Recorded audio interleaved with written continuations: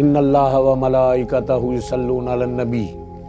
یا ایھا الذین آمنوا صلوا علیہ وسلموا تسلیما صلوا علی الحبیب الصلاۃ والسلام علیک یا رسول اللہ وعلی آلک واصحابک یا حبیب اللہ الصلاۃ والسلام علیک یا نبی اللہ وعلی آلک واصحابک یا نور اللہ سبحان ربک رب العزۃ عما یصفون وسلام علی المرسلین والحمد للہ رب العالمین والصلاۃ والسلام علی سید المرسلین اما بعد فاعوذ باللہ من الشیطان الرجیم بسم اللہ الرحمن الرحیم۔ قیامت کب آئے گی؟ آثار قیامت یا قیامت کی علامات یا نشانیاں نبی پاک صلی اللہ علیہ وآلہ وسلم کے فرمودات یعنی قرآن و حدیث کی روشنی میں اس کا بیان کرتے ہیں۔ نبی پاک صلی اللہ علیہ وآلہ وسلم کی بارگاہ عالیہ میں صحابہ اکرام رضوان اللہ تعالی علیہم اجمعین نے عرض کیا، فدا کا امی و ابی یا رسول اللہ، یا رسول اللہ ہمارے ماں باپ آپ پر قربان، ہمیں یہ ارشاد فرما دیجئے کہ قیامت کب آئے گی؟ نبی پاک صلی اللہ علیہ وآلہ وسلم نے دو انگشت مبارک کھڑی کر کے ارشاد فرمایا، میں اور قیامت بالکل قریب ہیں، جس طرح میری یہ دو انگشت یعنی انگلیاں ایک دوسرے کے قریب ہیں۔ ایک اور جگہ ارشاد نبی کریم صلی اللہ علیہ وآلہ وسلم ہے کہ میرے میں اور قیامت میں اتنا فاصلہ ہے جتنا عصر کی اور مغرب میں۔ آپ صلی اللہ علیہ وآلہ وسلم نے فرمایا کہ میں نے معراج کی رات اللہ کریم کی بارگاہ میں درخواست کی کہ یا باری تعالیٰ، آپ نے ہر امت کو ایک مدت یا ایک وقت عطا کیا ہے، میری امت کو کتنا وقت عطا کیا ہے؟ اللہ پاک نے ارشاد فرمایا ایک دن۔ تو میں نے اللہ پاک کی بارگاہ میں عرض کی کہ یا باری تعالیٰ اس میں اضافہ فرمایا جائے، تو اللہ پاک نے میری درخواست اور عرض گزاری کو قبول کیا اور اس میں آدھے دن کا مزید اضافہ فرما دیا، اور اللہ پاک کے نزدیک ایک دن 1000 سال کے برابر ہے۔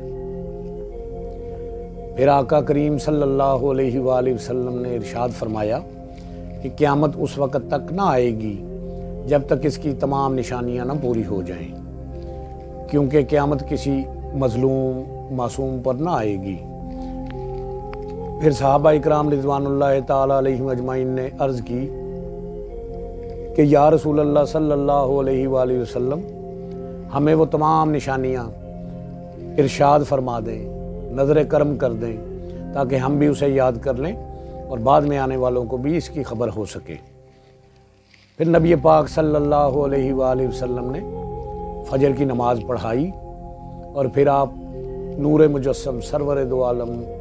نبی مکرم صلی اللہ علیہ وآلہ وسلم منبر پر جلوہ افروز ہوئے اور ایک طویل خطبہ دیا، یہاں تک کہ اس کے درمیان ہم نے آقا صلی اللہ علیہ وآلہ وسلم کی امامت میں ظہر، عصر، مغرب اور عشاء کی نماز بھی ادا کی۔ آقا صلی اللہ علیہ وآلہ وسلم نماز پڑھاتے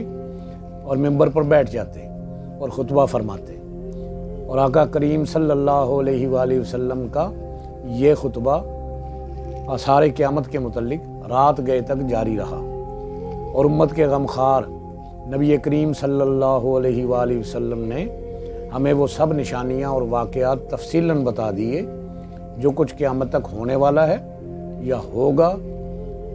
صحابہ اکرام رضوان اللہ تعالی علیہم اجمعین فرماتے ہیں کہ ہم میں سے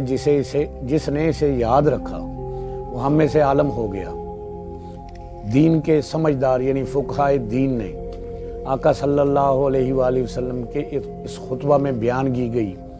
قیامت کے آثار یا نشانیاں، ان کو دو بڑے حصوں میں بانٹا ہے۔ پہلا حصہ آثار صغریٰ ہے اور دوسرا حصہ آثار کبریٰ ہے یعنی ظاہری نشانیاں۔